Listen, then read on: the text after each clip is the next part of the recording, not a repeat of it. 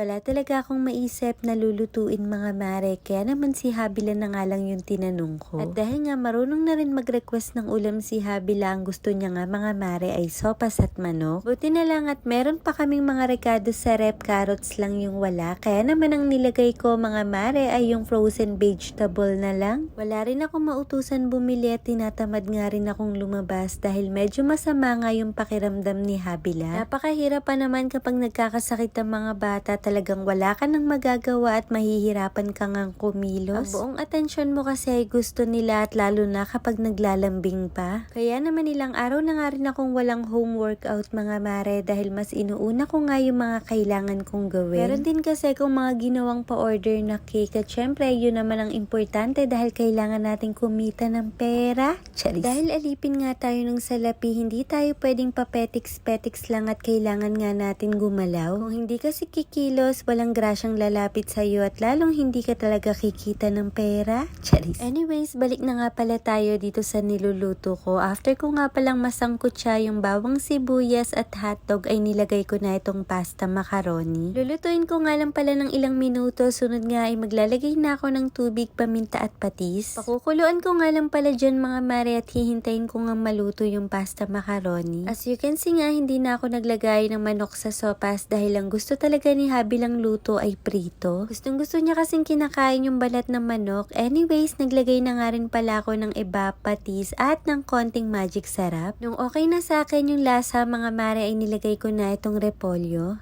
Half cook nga lang pala yung gagawin kong luto sa repolyo dahil gusto ko talaga ay malutong. At eto nga mga mare, luto na ang ating sopas at panigurado marami na naman makakain si Habila. Sakto nga pupunta rin ng mga bata kaya naman nagluto na rin ako ng pritong manok. Para naman pagdating nila ay meron na nga silang kakainin at hindi na nga ako mag-iisip pa ng kung anong lulutuin.